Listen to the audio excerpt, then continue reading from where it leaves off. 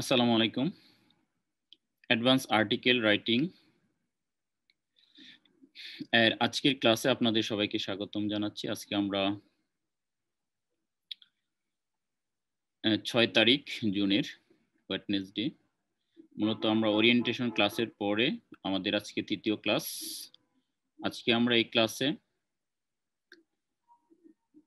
যে বিষয়গুলো জানবো সেগুলো হচ্ছে আর্টিকেলস, রিকোয়ারমেন্ট, তার মধ্যে pillar, single product, informative and question article. অর্থাৎ এই আর্টিকেলগুলো লিখতে আমাদের কোন কোন বিষয়গুলো বিবেচনায় আনতে হবে এবং কোন কোন বিষয়গুলো কোন কোন ইনফরমেশনগুলো আমাদের আর্টিকেলে ইনভলভ করতে হবে, এই বিষয়গুলো নিয়ে আমরা আজকে আলোচনা করব এবং একটি আর্টিকেল এর ফরম্যাট বা একটা আর্টিকেলকে কিভাবে আমরা সাজাতে পারি এই বিষয়টা নিয়ে আলোচনা করা হবে। আচ্ছা, আর যারা আমাদের সাথে অনলাইনে যুক্ত হয়েছেন, যারা ইউটিউবে আমাদের এই প্রোগ্রামটি দেখছেন, তাদেরকে অসংখ্য ধন্যবাদ। এবং আপনারা যদি আজ প্রথম এই ক্লাসটি দেখে থাকেন তাহলে আগের ক্লাসগুলো দেখে আসবেন। আমরা এর আগের ক্লাসে আলোচনা করেছিলাম কিভাবে আমরা একটা আর্টিকেল লেখার জন্য কিওয়ার্ড রিসার্চ করব, দেন ইনফরমেশন কালেকশন করব। এর জন্য আমরা কয়েকটা বিষয় আলোচনা করেছিলাম, তার মধ্যে গুগল ক্রোমের কিছু এক্সটেনশন অ্যাড করেছিলাম। একটি ছিল কিওয়ার্ড সার্ফার এবং আরেকটি ছিল কিওয়ার্ড এভরিহোয়ার। তারপরে আমরা আরো আইডিয়া জেনারেশনের জন্য গুগলে যখন আমরা একটা কিওয়ার্ড লিখে সার্চ দিয়েছিলাম তখন আমরা দেখেছি যে কিছু সাজেস্টেড কিওয়ার্ড চলে আসে এবং একবারে নিচের দিকে আরো কিছু কিওয়ার্ড চলে আসে যেগুলোকে এলএসএ কিওয়ার্ড বলা হয় বা সিমিলার কিওয়ার্ড বলতে পারি আমরা। এবং এই কিওয়ার্ড সার্ফার এবং কিওয়ার্ড এভরিহোয়ার এই দুটো আমাদের সাইড বারে, রাইট হ্যান্ড সাইড বারে কিছু এলএসএ কিওয়ার্ড বা সিমিলার কিওয়ার্ড শো করে। ওগুলার সমন্বয়ে আমরা আমাদের আর্টিকেলটাকে আরো বেশি ইনফরমেটিভ করতে পারি। তারপরে আমরা এলএসআই গ্রাফ ব্যবহার করেছিলাম এবং answerthepublic.com ব্যবহার করেছিলাম। এই দুইটা থেকেও আমরা অনেক কিওয়ার্ডের এবং অনেক লং টেল কিওয়ার্ড বা সিমিলার কিওয়ার্ড বা এলএসআই কিওয়ার্ডগুলো আমরা ওইখান থেকে কালেকশন করতে পারি, যেগুলো আমাদের আর্টিকেলে প্রয়োজন অনুযায়ী ব্যবহার করতে পারি। তারপরে আমরা দেখেছিলাম phrase.io, যার মধ্যে ছিল প্রায় 20টার মতো আর্টিকেল রিসার্চ করার পরে যতগুলা সে পায়, অনেক ক্ষেত্রে 12 থেকে 17-18টার মতো ওয়েবসাইট পায় এবং এগুলার তথ্য আমাদের সামনে নিয়ে আসে এবং ওইগুলা থেকে টাইটেল এবং তাদের ডিসক্রিপশন সেকশন, H1 কি ব্যবহার করেছে, কয়টা ইমেজ ব্যবহার করেছে এবং আর্টিকেলটা কত ওয়ার্ডের হওয়া উচিত, এই ধরনের একটি তথ্য পাই যার উপর ভিত্তি করে আমরা আমাদের আর্টিকেলটাকে সাজাতে পারি।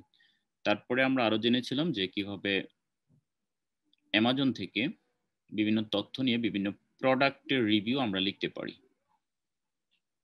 ওকে, এগুলো ছিল আমাদের গত ক্লাস। তাহলে আমাদের আজকের ক্লাসটা আমরা গত ক্লাসের উপর ভিত্তি করেই সাজানোর চেষ্টা করব। সেক্ষেত্রে আমাদের আর্টিকেলে কি কি থাকতে হবে? তাহলে আমরা যখন কোনো আর্টিকেল লিখব প্রথমে আমাদের মাথায় রাখতে হবে যে কিওয়ার্ড। তাহলে কিওয়ার্ড কি আমরা সবাই জানি, আমরা গুগলে যা লিখে সার্চ করি বা কোনো ক্রেতা বা কোনো ভিজিটর বা কোনো ট্রাফিক গুগলে যা লিখে সার্চ করে কোনো ইনফরমেশন পাওয়ার জন্য, কোনো তথ্য জানার জন্য, কোনো পণ্যের প্রাইস দেখার জন্য বা রিভিউ জানার জন্য, ওগুলাই হচ্ছে কিওয়ার্ড। তাহলে এই কিওয়ার্ড এর উপর ভিত্তি করে আমাদের একটি আর্টিকেল লিখতে হবে এবং এই কিওয়ার্ড গুলো আমাদের আর্টিকেলের বিভিন্ন জায়গায় পুশ করতে হবে। এগুলো আমরা আজকে জানবো। তাহলে আমরা একটু ওভারভিউ করে নিই আমরা আর কি কি আমাদের আর্টিকেলের মধ্যে থাকতে পারে। এরপরে আমরা এফিলিয়েট লিংক দিব। তবে মূলত এই আর্টিকেলগুলো আমরা আগেই জেনে এসেছি যে আমরা মূলত 4 ধরনের আর্টিকেল নিয়ে কাজ করব। একটা হচ্ছে পিলার আর্টিকেল, এর আরেকটি নাম হচ্ছে মার্নি আর্টিকেল বা রিভিউ আর্টিকেল, যেগুলো অনেক লং বা বড় হয়, যেখানে 3000 থেকে 8000 ওয়ার্ডের মতো ওয়ার্ড থাকে এবং যেগুলোর উপর ভিত্তি করে হচ্ছে আমাদের ওয়েবসাইটে মানি জেনারেট হয়, যার মধ্যে বিভিন্ন এফিলিয়েট লিংক থাকে। ওই লিংকে ক্লিক করলে আমরা একটা কমিশন পাই। তারপরে আমরা সিঙ্গেল প্রোডাক্ট অর্থাৎ যে কোনো একটা প্রোডাক্ট নিয়ে আর্টিকেল লিখতে পারি অথবা ইনফরমেটিভ আর্টিকেল লিখতে পারি, যেখানে আমরা কোনো তথ্য দিব, সেক্ষেত্রে কোনো এফিলিয়েট লিংক দিব না। তারপরে রয়েছে আমাদের কোশ্চেন ওয়ার্ড আর্টিকেল। বিভিন্ন কোশ্চেনের উপর ভিত্তি করে আমরা একটা আর্টিকেল লিখতে পারি, যেখানে ওই কোশ্চেন এবং রিলেটেড কিছু কোশ্চেনের উত্তর ভিজিটর বা ট্রাফিক পেয়ে যাবে। তাহলে আমরা এই মূলত 4 ধরনের আর্টিকেলে কোন কোন বিষয়গুলো আমাদের অন্তর্ভুক্ত করতে হবে এই বিষয়গুলো আমরা এখন দেখতেছি। প্রথমে কিওয়ার্ড রিসার্চ, তারপর এফিলিয়েট লিংক বিভিন্ন জায়গায় দিয়ে দিতে হবে। এটা নির্ধারিত বলতে তেমন নিয়ম নয়, আমরা দেখব যে বিভিন্ন জন বিভিন্ন অ্যাফিলিয়েট মার্কেটার তাদের ওয়েবসাইটে কিভাবে দিয়েছে আমরা তাদেরকে ফলো করার চেষ্টা করব। তারপরে রয়েছে রিলেটেড কিওয়ার্ড বা এলএসআই কিওয়ার্ড, ওইগুলো আমাদের আর্টিকেলের বিভিন্ন জায়গায় ব্যবহার করতে হবে। আমি এখন ওভারভিউ করতেছি, একটু পরে আমরা দেখার চেষ্টা করব এগুলো কিভাবে ব্যবহার করা যায়। মডেল আর্টিকেল লিংক, ওকে, আমরা একটা আর্টিকেলকে মডেল ধরতে পারি। আমরা যে বিষয়ে আর্টিকেল লিখব আমরা গুগল সার্চ করে আমাদের যারা কম্পিটিটর আছে তাদের 5টা থেকে বা 10টা থেকে আমরা একটাকে বেস্ট ধরবো এবং আমরা চেষ্টা করব তার চেয়েও বেস্ট একটি আর্টিকেল লেখার। তারপরে রয়েছে আমাদের আর্টিকেলে মেটা টাইটেল থাকবে, যেটা আমরা টাইটেল বলি। টাইটেলটা আমরা 1টা 2টা 3টা 4টা 5টা করতে পারি, যাতে পরবর্তীতে আমরা দেখব যে কোন টাইটেলটা আমাদের আর্টিকেলের জন্য সবচেয়ে বেশি অ্যাপ্রোপ্রিয়েট, দেন আমরা ওই টাইটেলটাই ইউজ করতে পারি। তারপরে মেটা ডিসক্রিপশন, সেখানে আমরা বেশি আপডেটের জন্য মান্থ, ইয়ার এগুলো যোগ করে দিতে পারি। রিভিউ অথবা কম্পারিজন, এই কথাগুলো আমরা আমাদের টাইটেলে ব্যবহার করতে পারি। তারপর রয়েছে শর্ট, এরপরে অপশনটি হচ্ছে শর্ট প্যারাগ্রাফ, অর্থাৎ আমরা যে আর্টিকেলগুলো লিখবো এগুলো শর্ট হবে। ওয়েল ফরম্যাটিং, ফরম্যাটটা খুব সুন্দর হবে। প্রোজ এন্ড কনস থাকবে। তারপরে অ্যাপ্রোপ্রিয়েট ইমেজ থাকবে, অ্যাপ্রোপ্রিয়েট ইনফোগ্রাফিক্স থাকবে, অ্যাপ্রোপ্রিয়েট ভিডিওস থাকবে। তারপরে ইমেজেস অপটিমাইজেস হতে হবে, অর্থাৎ যে আমরা যে ইমেজগুলো ব্যবহার করব এগুলা সাইজ যেন ছোট হয়। অনেক বেশি এমবি বা কেবি যুক্ত ইমেজগুলোকে আমরা ছোট করে নিব। এগুলো আমরা বিভিন্নভাবে করতে পারি, ফটোশপ বা ইলাস্ট্রেটর দিয়ে করতে পারি, অথবা আমরা অনলাইনে ছোট করতে পারি সাইজগুলো।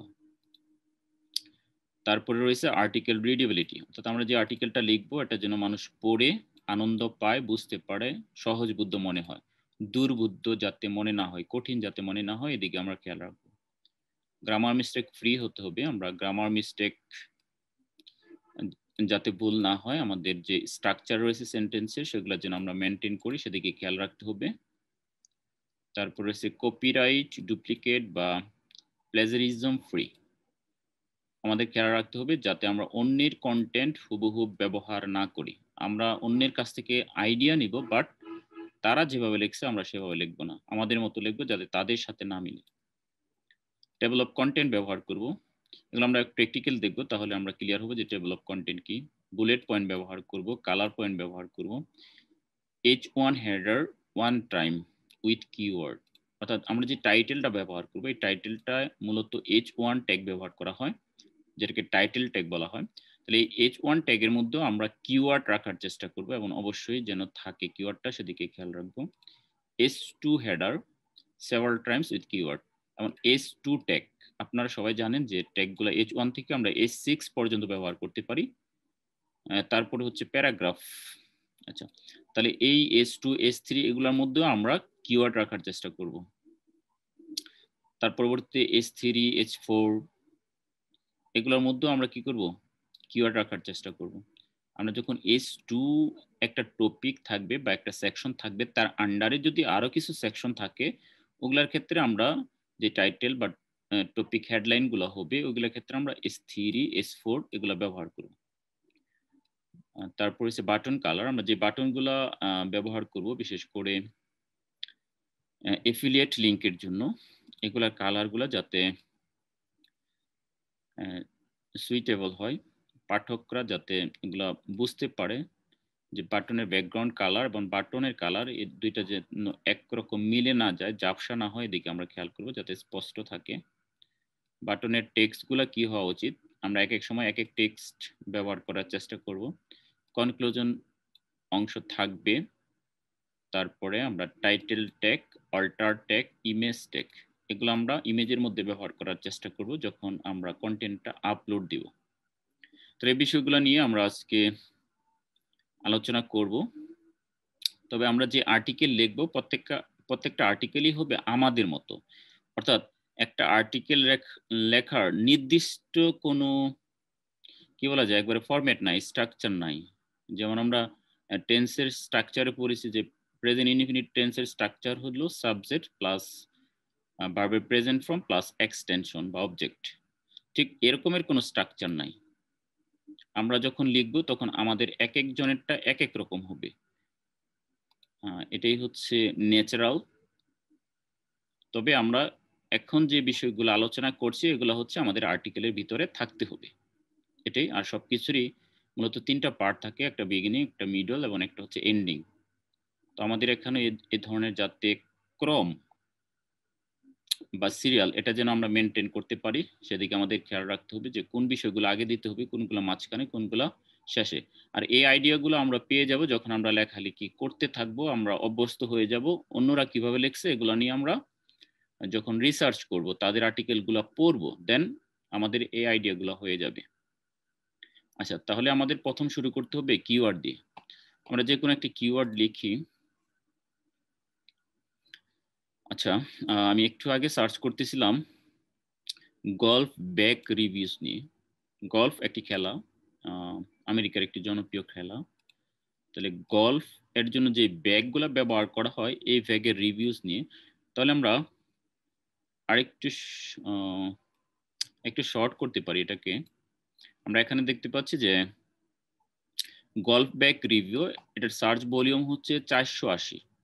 ওকে, আরো কিছু এলএসআই কিওয়ার্ড আমরা এদিকে দেখতে পাচ্ছি।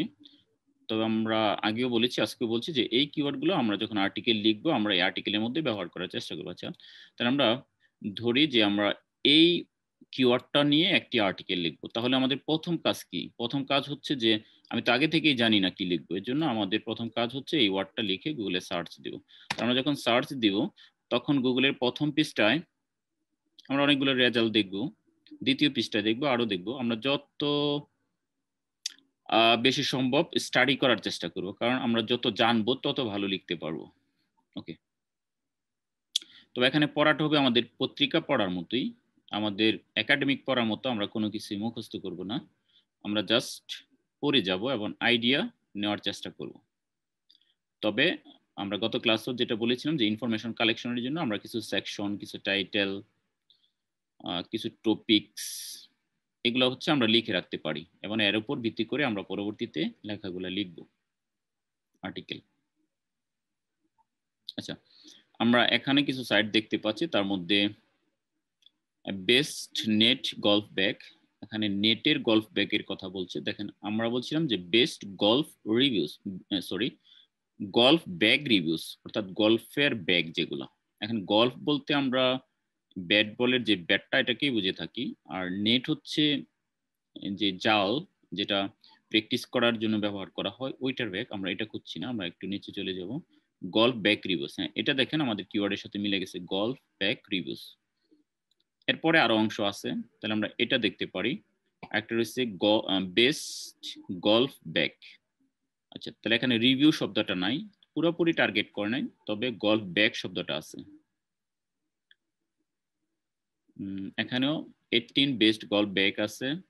The best golf bag stand bag, the best golf stand bags for 2020, 10 best golf stand bag to buy, তারপরে সে গল্ফ ব্যাগ রিভিউস। আচ্ছা, তাহলে বেস্ট গল্ফ ব্যাগ যে কথা আর গল্ফ ব্যাগ রিভিউস কিন্তু মূলত একই কথা, অর্থাৎ বেস্ট গল্ফ ব্যাগটা চাচ্ছে আর গল্ফ ব্যাগ রিভিউস মানে ওই গল্ফ ব্যাগের রিভিউস করা হয়েছে, এজন্য আমরা এগুলাকে নিতে পারি। তাহলে আমরা এগুলা দু একটা আমরা কি করি, দু একটা হচ্ছে আমরা ঢুকে দেখি তারা কিরকম লিখেছে। আমরা আরো কিছু দেখি। এবার আপনারা দেখবেন বিভিন্ন আর্টিকেল দেখার পরে হচ্ছে আপনারা আইডিয়া নেবেন। আমি একটু আগে একটা লগ ইন করে রেখেছিলাম। আচ্ছা, এখানে আমরা একটা আর্টিকেল বোঝার চেষ্টা করি যে তারা কিভাবে লিখছে। 10 best golf stand bag, sorry, 10 best golf stand bag to buy in 2020, এটা হচ্ছে তাদের টাইটেল। উপরে একটা অনেক বড় ব্যানার দিয়ে দিয়েছে তারা। এগুলো হচ্ছে গল্ফের ব্যাট, যেগুলো দিয়ে গল্ফ বলের মধ্যে কি করা হয়, হিট করা হয়। আর এটা হচ্ছে ব্যাগ, গল্ফের ব্যাগ। এই ব্যাগের কথাই আমরা এখানে দেখেন, এখানে যখন আমরা মাউস নিছি তখন দেখেন কি লেখা আসছে, 10 best golf stand bag reviews. যেটা বলছিলাম যে আমাদের ইমেজের মধ্যেও এই ট্যাগগুলো ব্যবহার করতে হবে, ইমেজ ট্যাগ, টাইটেল ট্যাগ, এগুলো। অল্টা ট্যাগটা আমরা ওয়ার্ডপ্রেসে যখন পাবলিশ করি তখন সেটা দিয়ে দেই।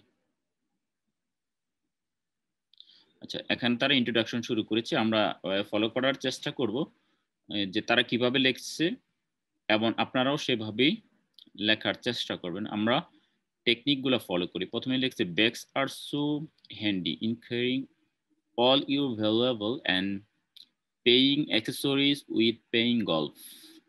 তাহলে আমরা একটু বোঝার চেষ্টা করব যে তারা কিওয়ার্ডটা এখানে ব্যবহার করেছে কিনা। আমাদের ছিল কি, গল্ফ ব্যাগ রিভিউস অথবা বেস্ট গল্ফ ব্যাগ। আমরা দেখব তারা কোনটাকে টার্গেট করেছে। ওকে, there are many different categories of bags available in the market, like card bags, travel bags, stand bags, and so on. Stand bags are designed with self-branching stand to stand on the ground. Okay, usually with stand bags, you will be carrying out clubs and other accessories like mobile phones, তারপরে hydration bottle and others. আচ্ছা, এখানে একটি শব্দ ব্যবহার করছে যে will be carrying your clubs. এগুলোকে ক্লাবসও বলা হয়, যে বলে হিট করার জন্য যে ব্যাট, এগুলোকে গল্ফ এর ভাষায় বা গল্ফ খেলার ভাষায় এগুলোকে ক্লাবসও বলা হয়। আচ্ছা, তাহলে দেখেন আমরা ইউআরএল যেটা পেয়েছি সেটা হচ্ছে বেস্ট গল্ফ স্ট্যান্ড ব্যাগ। তাহলে তাদেরটা হচ্ছে বেস্ট গল্ফ, শুধু ব্যাগ না, তার আগে তারা স্ট্যান্ড ব্যাগ, অর্থাৎ যেটাকে দাঁড় করিয়ে রাখা যায় এরকম একটি ব্যাগ, এটা তারা টার্গেট করেছে, স্ট্যান্ড ব্যাগস। এমন এটা আমরা কিন্তু টাইটেলও পাবো, বেস্ট গল্ফ স্ট্যান্ড ব্যাগ। দেখেন ইউআরএলও আছে এবং টাইটেলও আছে। তাহলে আমরা যে কিওয়ার্ডটা নিয়ে লিখবো এটা আমাদের ইউআরএল এ, টাইটেলে এবং এই যে আমাদের ইন্ট্রোডাকশন পার্ট, এই অংশের মধ্যে প্রথম দিকে আমাদের ব্যবহার করতে হবে। তাহলে এখানে তারা বেস্ট গল্ফ স্ট্যান্ড ব্যাগ সরাসরি হয়তো ইউজ করে নাই, স্ট্যান্ড ব্যাগস এটা এখানে ব্যবহার করা হয়েছে। তারপরে আমরা আরো দেখতে পাচ্ছি যে স্ট্যান্ড শব্দটা ব্যবহার করেছে,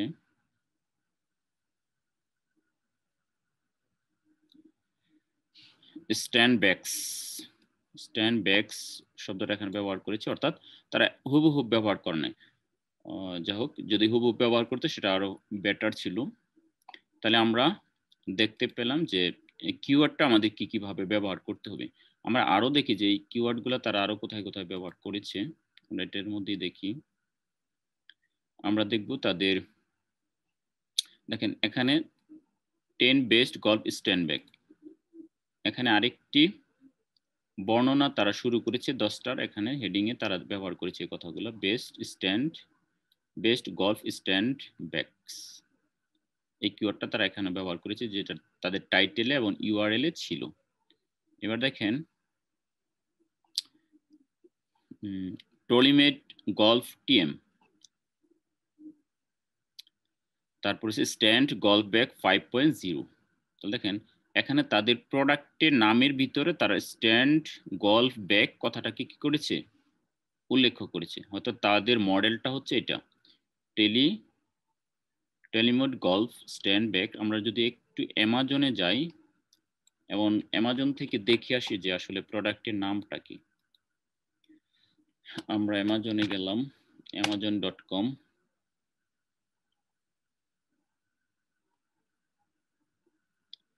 লোকেশনটা একটু চেঞ্জ করে দেই, বাংলাদেশ আছে।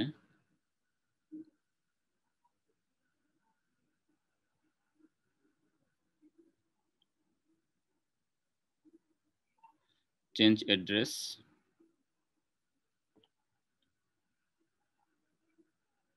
আমরা এখানে বাংলাদেশের পরিবর্তে লাস্টে ইউনাইটেড স্টেট দিয়ে দিব।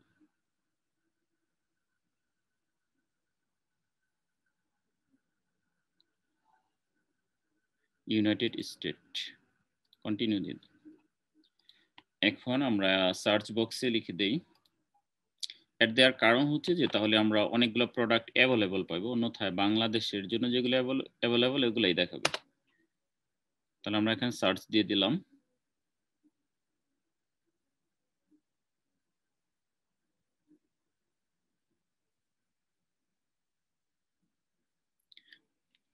দেখেন আমরা এখানে একটা ব্যাগ পেয়েছি, Taylor made 2019 লাইটটিক 3.0 stand golf bag. তাহলে এটাও স্ট্যান্ড গল্ফ ব্যাগ। তাহলে এই কথাগুলোকে তারা মাঝখানে ঢুকিয়ে দিয়েছে, একবার হুবহুব না লিখে। আচ্ছা, তাহলে আমাদের বোঝার চেষ্টা করতে হবে যে আমরা যে কিওয়ার্ডটা ব্যবহার করেছি এগুলো আমাদের প্রোডাক্টের ভিতরে ন্যাচারাল হবে, যাতে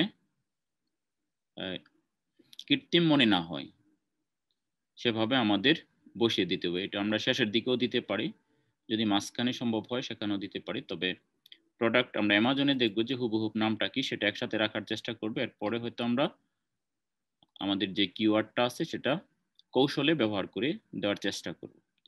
তাহলে আমরা দেখতে পাচ্ছি যে তারা 10টা প্রোডাক্টের রিভিউ এখানে লিখেছে। তাহলে এই প্রোডাক্টের নামগুলোর মধ্যেও তারা কিওয়ার্ড ব্যবহার করেছে। তাহলে আমরা দেখলাম যে কিওয়ার্ডগুলো তারা ব্যবহার করেছে। তারপরে এফিলিয়েট লিংক, দেখেন চেক লেটেস্ট প্রাইস। তাহলে এটাই হচ্ছে এফিলিয়েট লিংক। এখানে কেনার জন্য বলে নাই, অ্যামাজনের কথাও বলে নাই, এখানে কি বলছে চেক লেটেস্ট প্রাইস, মানে লেটেস্ট দাম কত এটা চেক করার জন্য। আমরা যদি এখানে ক্লিক করি, দেখি রাইট বাটনে ক্লিক করি, আমাদের কোথায় নিয়ে যায়? নিশ্চয়ই কোনো একটা এফিলিয়েট লিংকে নিয়ে যাবে, যেখান থেকে কিনলে তারা একটা কমিশন পাবে। হ্যাঁ, আমরা দেখতে পাচ্ছি অ্যামাজন, তার মানে অ্যামাজনে নিয়ে আসছে।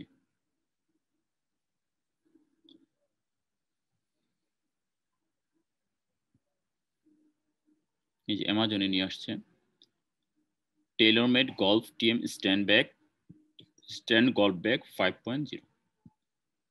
এখানে আমরা প্রোডাক্টটি দেখতে পাচ্ছি কারেন্টলি আনএভেলেবল। দেখেন মানে এগুলো রিভিউ করার পরে আরো বেশি লোকজন বা মানুষজন কিনে, যে কারণে এগুলো আরো বেশি সেল হয়। আর এই কারণে আমরা এখন দেখতে পাচ্ছি কারেন্টলি আনএভেলেবল, মানে এটা এখন আর অ্যাভেলেবল নয়, স্টক আউট হয়ে গেছে, মানে সেল হয়ে গেছে যতগুলা ছিল সবগুলো। আচ্ছা,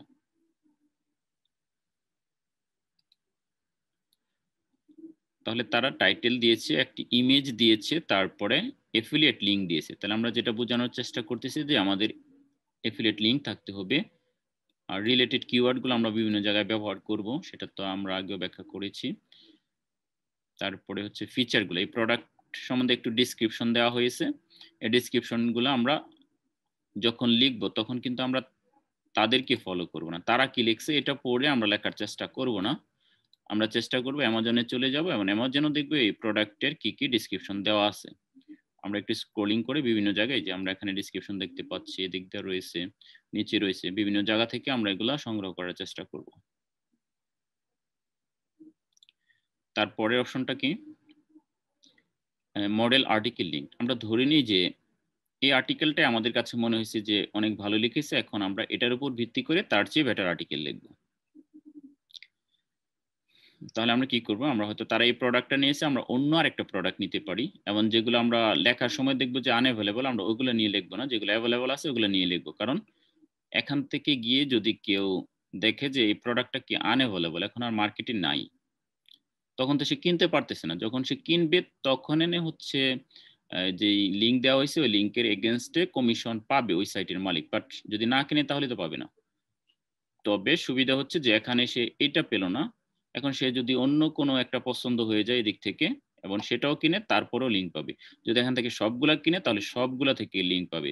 যদি এখানে যত টাকার কিনে 30 ঘন্টার মধ্যে সে যদি 30 লাখ টাকারও প্রোডাক্ট কিনে, তাহলে এই 30 লাখ টাকার উপরে সে কি করবে? কমিশন পাবে ওই সাইডের মালিক। এই হচ্ছে কথা। তাহলে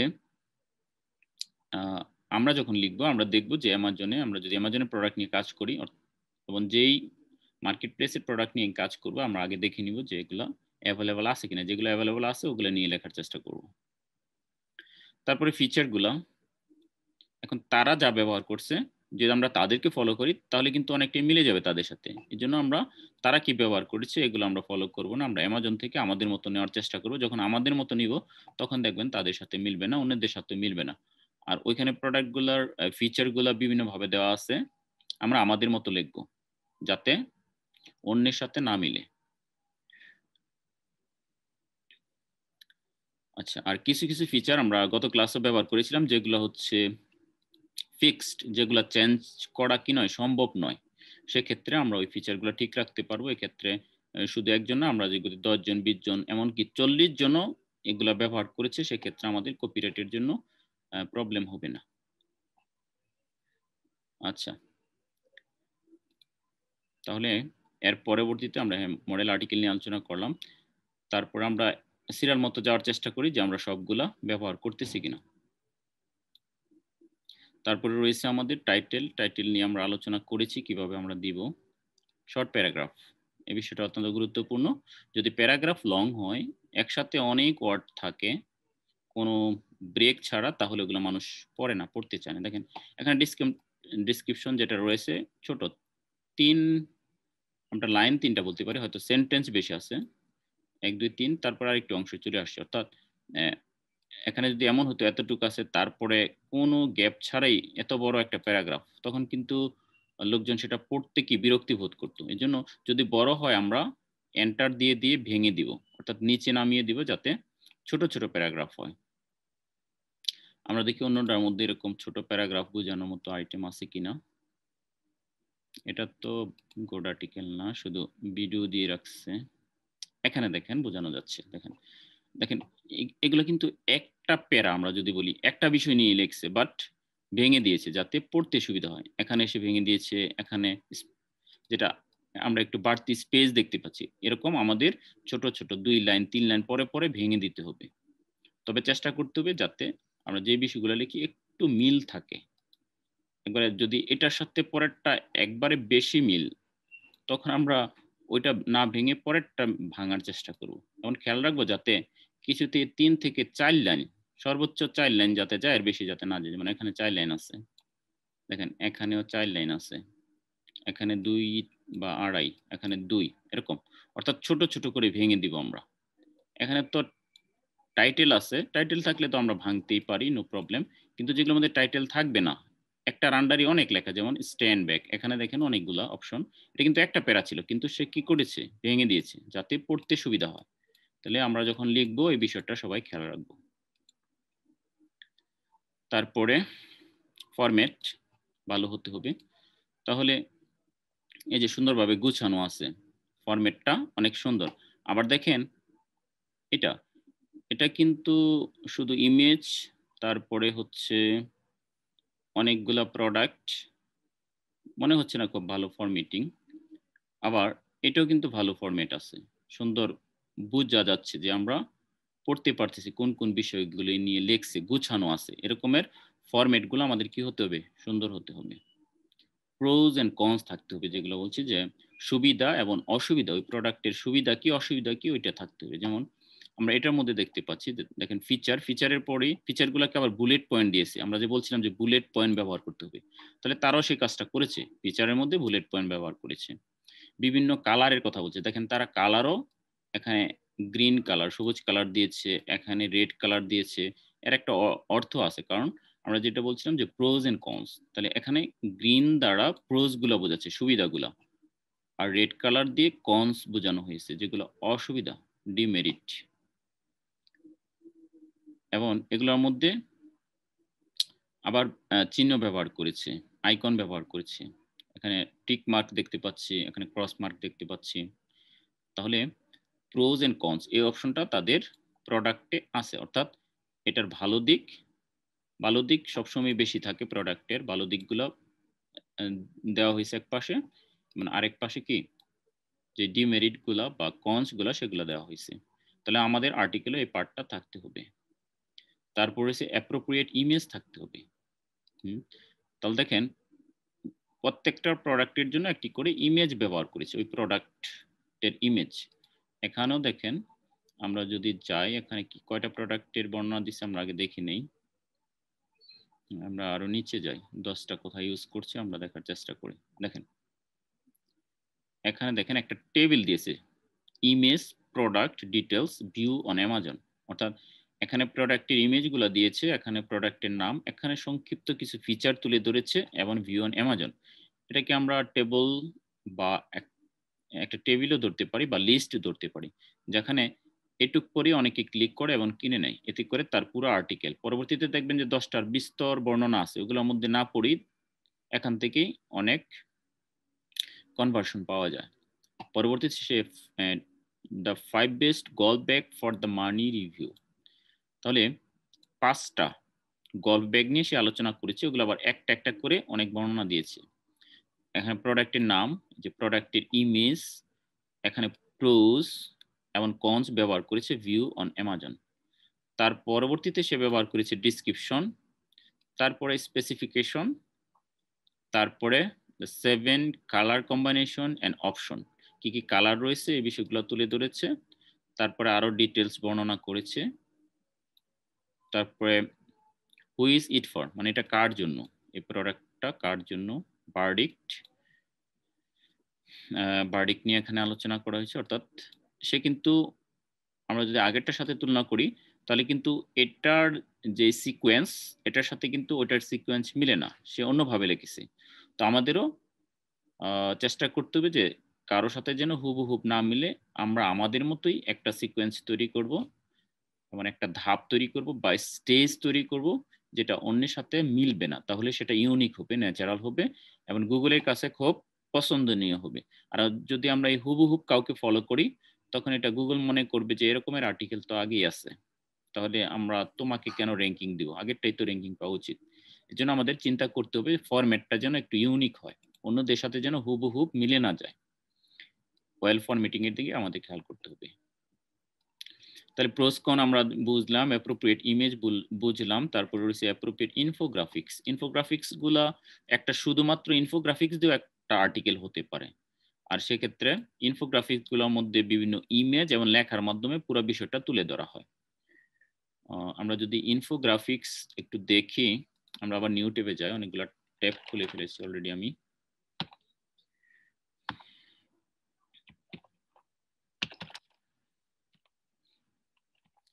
ইনফোগ্রাফিক্স আমরা কিসের দিতে পারি, আমরা এখন ব্যাগ নিয়ে আলোচনা করতেছি, এটাই দেই GULF গল্ফ ব্যাগ। তাহলে গল্ফ ব্যাগের কি ইনফোগ্রাফিক্স আছে আমরা দেখি পাই কিনা। আমরা গুগলে সার্চ দিলাম, দেখেন এখানে অনেকগুলো ইমেজ শো করতেছে, তাহলে এগুলোই ইনফোগ্রাফিক্স। আমরা যদি একটা অন করি, আমরা একটা অন করলাম, দেখার চেষ্টা করি, আমরা নিচ থেকেও দেখতে পারি, তবে আমরা ইমেজ থেকে নিতেছি এই মুহূর্তে। এই যে এগুলো হচ্ছে বিভিন্ন গল্ফ ব্যাগের কি ইনফোগ্রাফিক্স। তাহলে এই ইনফোগ্রাফিক্স গুলো গুগলের কাছে খুবই পছন্দনীয়। আমরা এই ইনফোগ্রাফিক্স গুলো নিয়েও কি করতে পারি, which golf clubs to have in your bags. তাহলে আমরা গল্ফের একটা ব্যাগ দেখতে পাচ্ছি, আর এর সম্বন্ধে একটা ইনফোগ্রাফিক্স দেখতে পাচ্ছি, এরকম আরো ইনফোগ্রাফিক্স আছে। তাহলে আমাদের প্রয়োজন অনুযায়ী এরকম ইনফোগ্রাফিক্স গুলো আমরা কি করতে পারি, আমাদের আর্টিকেলে ব্যবহার করতে পারি। অ্যাপ্রোপ্রিয়েট ভিডিও, এবার আমরা যেই কিওয়ার্ড, এই কিওয়ার্ড লিখে আমরা কি করতে পারি, আমরা গুগলে যেতে পারি, আমাদের কিওয়ার্ডটা ধরে নেই যে আমাদের কিওয়ার্ড ছিল এটা golf bag reviews, golf bag reviews. Okay, আমরা গুগলে ইউটিউবে যাই এবং আমরা একই কিওয়ার্ড লিখে আমরা ইউটিউবে সার্চ দিব। আমরা এটা লিখে ইউটিউবে সার্চ দিলাম গল্ফ ব্যাগ রিভিউস। এখানে আমরা ইউটিউবে ভিডিও পেয়ে যাবো যেগুলা গল্ফ ব্যাগ নিয়ে রিভিউ করা হয়েছে। কেউ যদি ইউটিউবে, এটা ইউটিউব কন্টেন্ট বা ভিডিও কন্টেন্ট বলা হয়, ইউটিউবে আমরা যে কন্টেন্টগুলো পাই, এজন্য কেউ যদি ভিডিওতে ভালো হন তারা কিন্তু ইউটিউবে ভিডিও করতে পারেন বিভিন্ন প্রোডাক্টের রিভিউ নিয়ে, সেক্ষেত্রে আপনার এখান থেকেও অ্যাফিলিয়েট ইনকাম হবে। আমরা অনেক দেখতে পাচ্ছি, তাই না, তারা হুবহুব। তবে এই ক্ষেত্রে একটু প্রবলেম হচ্ছে যে ভিডিও করার জন্য এই ব্যাগগুলো হচ্ছে কালেকশনে থাকতে হবে, অথবা যারা হাই লেভেলের ভিডিও এডিটিং পারেন, বিশেষ করে অ্যাডোবি আফটার ইফেক্ট দিয়ে তারা অনলাইন থেকে শুধু ইমেজ নিয়েও ভিডিও তৈরি করতে পারবেন। ওকে, তাহলে এই ধরনের ভিডিওগুলো আমরা কি করতে পারি, আমরা যদি ভিডিওতে ক্লিক করি তাহলে আমরা শেয়ার অপশন পাবো এবং একটা লিংক পাবো, ওই লিংকগুলো আমরা বসিয়ে দিতে পারি।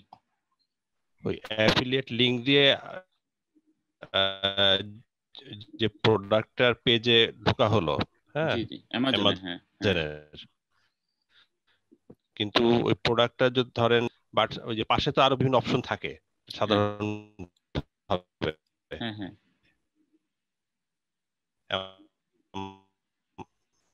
মানে তো ওখান থেকে অল্টারনেটিভ কোনো প্রোডাক্ট যদি সে অ্যামাজন থেকে পারচেজ করে, অ্যাফিলিয়েট জি জি বাট বুঝছি। মডেল A4 অ্যাভেলেবল আছে, আপনার কাছে A4টা পছন্দ হলো, আপনি A4টা পারচেজ করে ফেললেন।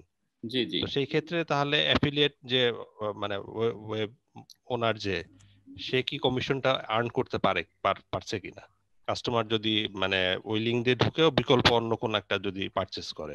জি জি যেমন স্যার আমার যতটুকু মনে পড়ে আমি বলেছিলাম যে সেটা পেলো না, তাতে অসুবিধা নেই যদি কেউ এটা না পেয়ে অন্যগুলা দেখার চেষ্টা করে। এখানে যেমন আমি এগুলা দেখাইছিলাম, এবং এগুলা যদি কিনে, এমন কি যদি বলছিলাম যে 1,30,00,000 টাকার প্রোডাক্টও কিনে সবগুলা থেকে কমিশন পাবে। এখন সে যদি এখান থেকে এই ব্যাগ খুঁজ দিয়ে আইসা এখন সে আবার নতুন করে এখানে সার্চ দিল অ্যামাজনে, আসছে কিন্তু ওই লিঙ্ক থেকে, আগের লিঙ্ক থেকে, এখন সে এখানে দিল যে লেটেস্ট কার, দেখি গাড়ি আছে কিনা অ্যামাজনে, সে নতুন কোনো গাড়ি লিখে সার্চ দিল,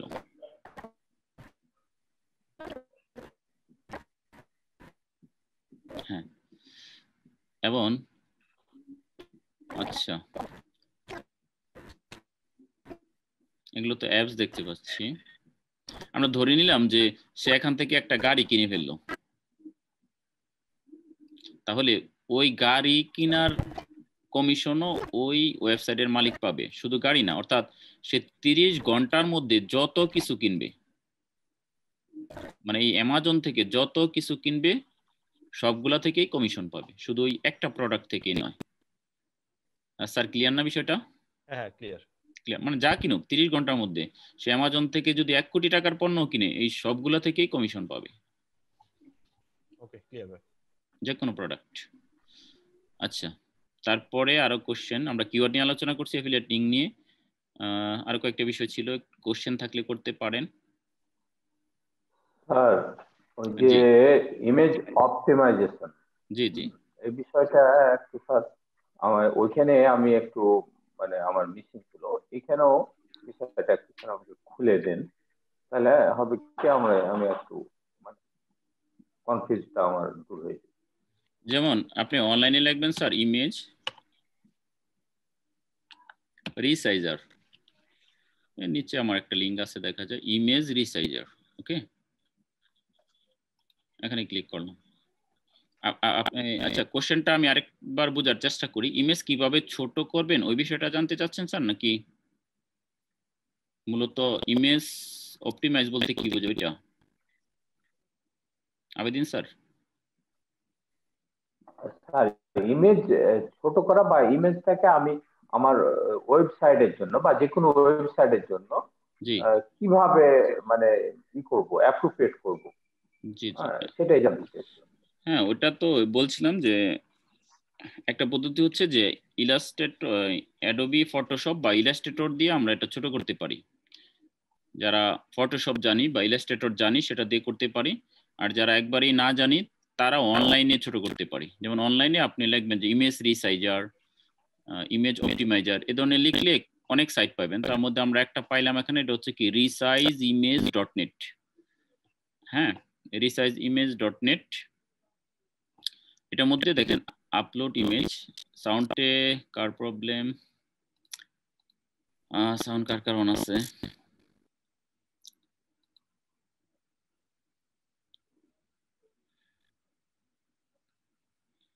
আচ্ছা এখন ক্লিয়ার আছে না সাউন্ড? সবাই একটু কথা বলা শেষ হলে মিউট করে রাখেন। আচ্ছা, তাহলে এখানে দেখেন এই টুলসগুলো ব্যবহার করে ছোট করতে পারেন। সেক্ষেত্রে আপলোড ইমেজ, এখানে ইমেজ আপলোড করবেন, করার পরে কি করতে হবে, এখানে অনেক অপশন আছে, তার মধ্যে যেটা করবেন এখানে নিচের দিকে দেখেন ইমেজ কোয়ালিটি 91%। এখানে দুটো অপশন, একটা হচ্ছে রিসাইজ ইমেজ, একটা হচ্ছে কম্প্রেস ইমেজ। কম্প্রেস মানে হচ্ছে এটাকে কেবিতে কমিয়ে ফেলবে। তাহলে এখানে এসে রিসাইজ মানে হচ্ছে এই ডানে ছোট করবেন বা উপরে ছোট করবেন, কাটাকাটি করবেন, এর জন্য হচ্ছে রিসাইজ। আর যেটা আপনার যে সবকিছু সাইজ ঠিক রাখবেন, কিন্তু হচ্ছে ধরেন আপনার ইমেজ হচ্ছে 500 কেবি, এটাকে করে ফেলতে চান 100 কেবি, তখন যে কাজটা করবেন এই সাইটটা, আমি লিংকটা আপনাদের চ্যাট বক্সে দিয়ে দিলাম। চ্যাট বক্স এভরিওয়ান আছে, এটা সবাই কপি করে একটু সেভ করে রাখেন আপনাদের সুবিধা মতো। বা আমি যেটা করি, আমি হচ্ছে যেটা দরকার, এই যে এখানে বুকমার্ক আছে, বুকমার্কে ক্লিক করে ডান দিয়ে রাখি, তাহলে পরবর্তীতে আমার বুকমার্ক হয়ে থাকে। এবং আমি যখন এখানে ক্লিক করি তখন আমি দেখতে পাই, দেখেন আমার অনেক কিছু বুকমার্ক করা আছে। তাহলে আপনারা বুকমার্ক করে রাখতে পারেন, পরে ক্লিক করলে ওখানে চলে যাবে। আচ্ছা, তাহলে কম্প্রেস ইমেজ এটার মধ্যে ক্লিক করবেন। যদি আপনি যেটা বলছি যে আপনার ইমেজের সাইজ হচ্ছে 500 কেবি, আপনি করতে চান 100 কেবি বা আরো কম, তখন এর মধ্যে ক্লিক করবেন, আপলোড ইমেজ দিবেন। আপলোড ইমেজ দেওয়ার পরে একটা ইমেজ আপনি এখানে হচ্ছে আপলোড দিবেন। আচ্ছা, আর্টিকেল রাইটিং ফ্রি কোর্স, দেখেন এই ইমেজটা আমার 300, আপনারা দেখতে পাচ্ছেন কি 386 কেবি দেখতে পাচ্ছেন স্যার? আচ্ছা স্যার, আচ্ছা, পাচ্ছি তাহলে স্যার। এটা ওপেন করলাম 386, আমরা দেখব যে এটাকে আমরা কতটা ছোট করতে পারি। আচ্ছা, তাহলে দেখেন এখানে ডিফল্ট যা আছে তাই ইমেজটা লোড হচ্ছে, এখানে শো করবে লোড হওয়ার পরে। হ্যাঁ, লোড হয়ে গেছে, আমরা দেখতে পাচ্ছি যে ওয়ান ইমেজ আপলোডেড সাকসেসফুলি, তাহলে সাকসেস ভাবে এটা আপলোড হয়েছে। আচ্ছা, এবার এই ক্যাটাগরি দেখেন সি কম্প্রেস মেথড, এখানে সিতে ডিফল্ট দেওয়া আছে, আমরা এটাই রাখবো, সবকিছুই ঠিক রাখবো। হ্যাঁ, ঠিক রাখার পর আমরা একটা জাস্ট যে কাজটা করবো, এখানে 90% দেওয়া আছে, আমরা এটাকে আরো কমিয়ে দিই, 50% দিই। 50% মানে কোয়ালিটিটা 50 ভাগ কমিয়ে ফেলবে। 386 কেবি একটু মনে রাখেন এটা সাইজ ছিল। এবার 50 কেবি দেওয়ার পরে আমরা এখানে রিসাইজ না, আমরা কি দিব, কম্প্রেস ইমেজ দিব। কি কম্প্রেস, এখানে ক্লিক করব, তারপরে এটা কম্প্রেস হবে। দেখেন কম্প্রেস হয়ে এটা মাত্র 45, দেখেন 377, আগে ছিল কত, আমরা 386 দেখেছিলাম, কিন্তু এখানে আপলোড হওয়ার পরে এটার 377 থেকে হয়ে গেছে মাত্র 45 কেবি। কত কেবি? 45। এবার আমরা ডাউনলোড দিব, এখানে ডাউনলোড দিলে ডাউনলোড হয়ে যাবে। তাহলে দেখেন অনেক ছোট হয়ে গেছে। এবার আমরা দেখবো যে কোয়ালিটি ঠিক আছে কিনা। যদি কোয়ালিটি ঠিক না থাকে সেক্ষেত্রে হচ্ছে আমরা আরেকটু বাড়াই দেব। তাহলে কোয়ালিটিটা এমন হয়েছে, আমার কাছে মনে হয় ঠিকই আছে কোয়ালিটি। দেখেন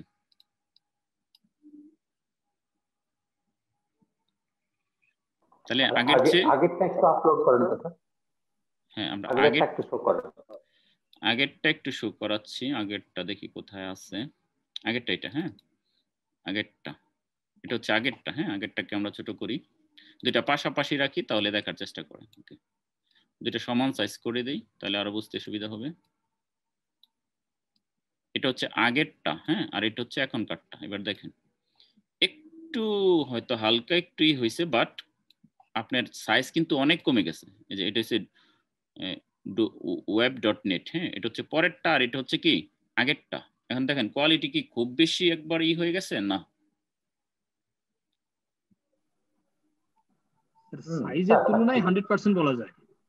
100% না, হয়তো একটুই হয়েছে, বাট সাইজ দেখেন কোথায় 377 আর কোথায় মাত্র 45, তাই না? তাহলে কত গুণ কমে গেছে। এভাবে যদি আমরা, সেটাই বলছি যে সাইজের তুলনায় অনেক ভালো। হ্যাঁ হ্যাঁ, অনেক কোয়ালিটি। একটু ডিসকানেক্টেড হয়ে গেছিলাম স্যার, একটু সমস্যা দেখা দিয়েছিল স্যার। আমরা ইমেজ সাইজ দেখতেছিলাম, আমরা অন্য একটা কোশ্চেনের উত্তর দিয়েছি স্যার, কিভাবে ইমেজকে ছোট করি ওটা নিয়ে স্যার। হ্যাঁ হ্যাঁ, আমরা ইমেজের সাইজ নিয়ে আলোচনা করেছিলাম স্যার। এর জন্য আমরা একটা সাইট দেখাইছি, সেটা হচ্ছে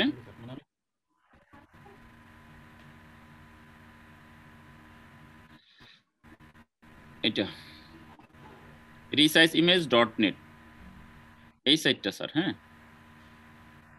এই সাইটে গিয়ে নুর ইসলাম স্যার আপনার মাইকটা একটু প্রবলেম আছে তো একটু মিউট করে রাখেন, পরে কথা বলার সময় অন করেন। হ্যাঁ, ওকে, থ্যাংক ইউ স্যার।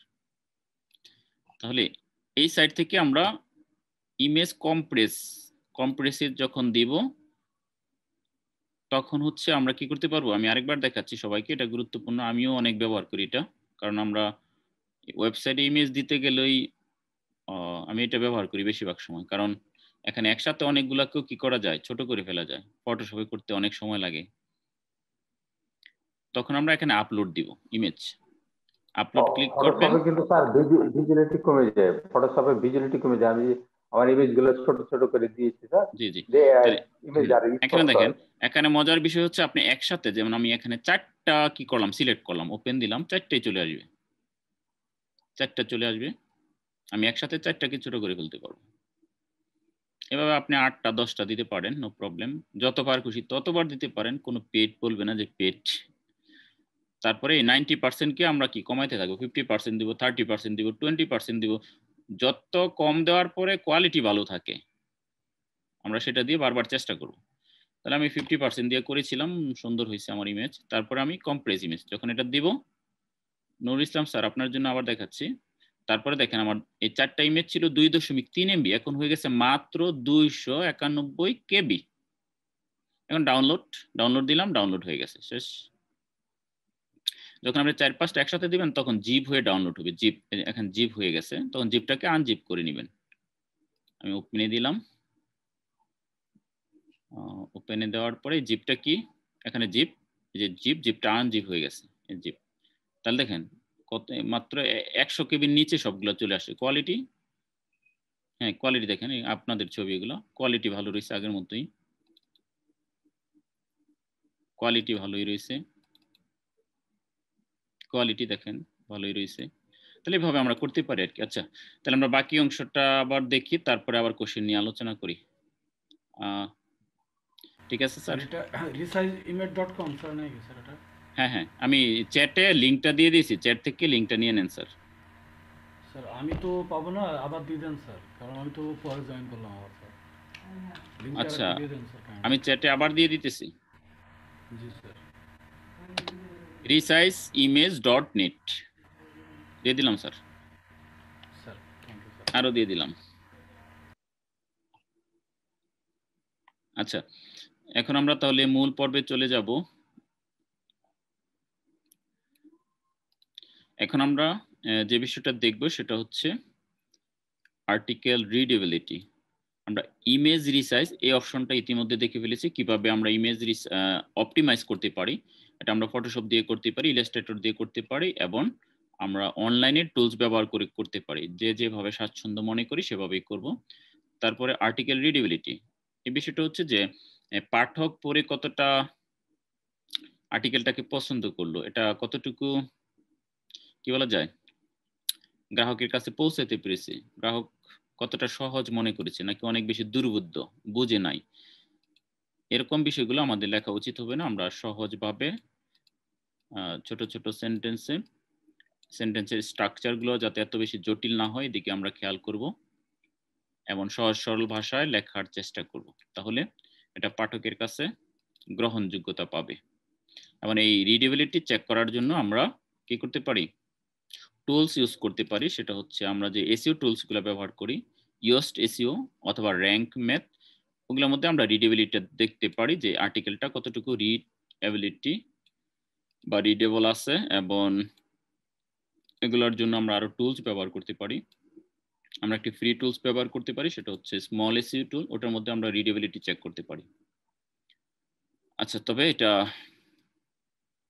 মূলত এত বেশি ইম্পর্টেন্স না, কারণ এখানে যে টুলসগুলো যে কাজ করে সেটা হচ্ছে যে অনেক লং যদি সেন্টেন্স থাকে, এবং বেশিরভাগ ক্ষেত্রে যদি হচ্ছে কমপ্লেক্স কম্পাউন্ড সেন্টেন্স থাকে এবং এগুলো অনেক লং হয়, তখন ওগুলাকে ছোট করে দিলেই রিডেবিলিটি ভালো দেখায়।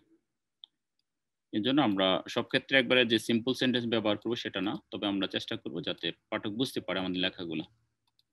ওকে, তারপরের অপশনটা যেটা সেটা হচ্ছে গ্রামার মিস্টেক ফ্রি, অর্থাৎ আমরা যে লেখাগুলো লিখবো এগুলো যেন গ্রামার মিস্টেক ফ্রি হয়, গ্রামাটিক্যাল ভুল না থাকে। তাহলে মূলত গ্রামাটিক্যাল ভুলের মধ্যে সবচেয়ে বেশি ভুলগুলো যেগুলো হয়, নাম্বার 1 স্ট্রাকচার। আমরা যদি স্ট্রাকচার সম্বন্ধে ভালো না জানি সেক্ষেত্রে স্ট্রাকচারের ভুল হইতে পারে। নাম্বার 2 আমাদের রাইট ফর্ম ভার্বের ভুল হইতে পারে। তারপরে প্রেপোজিশন এর ইউজ বা ব্যবহারে ভুল হইতে পারে। আর্টিকেল এন্ড দি এর ব্যবহারে ভুল হইতে পারে। সিঙ্গুলার প্লুরাল এগুলোর ক্ষেত্রে ভুল হইতে পারে। তারপরে পাঞ্চুয়েশন মার্কের ভুল হইতে পারে। এই ধরনের ভুলগুলো আমরা ম্যানুয়ালি চেক করে ঠিক করে নিতে পারি অথবা এর জন্য টুলস ব্যবহার করতে পারি। তাহলে এই গ্রামার চেক করার জন্য আমরা একটা টুলস ব্যবহার করতে পারি, সেটা হচ্ছে গ্রামারলি। আমরা যদি গ্রামারলিতে যাই, আমি গ্রামারলি অন করলাম। এখানে লগ ইন করতে হবে, আমি লগ ইন করতেছি।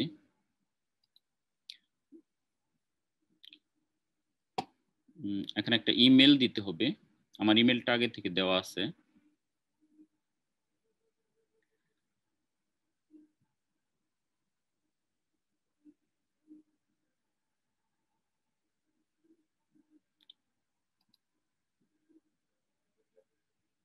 এখানে আমরা কন্টিনিউতে ক্লিক করব। ইমেল এবং পাসওয়ার্ড দেওয়ার পরে সাইন ইন করব। আপনারা ফেসবুক অথবা গুগল অ্যাকাউন্ট দিয়ে অথবা ম্যাকবুক থাকলে অ্যাপল অ্যাকাউন্ট দিয়েও আপনারা লগ ইন করতে পারবেন।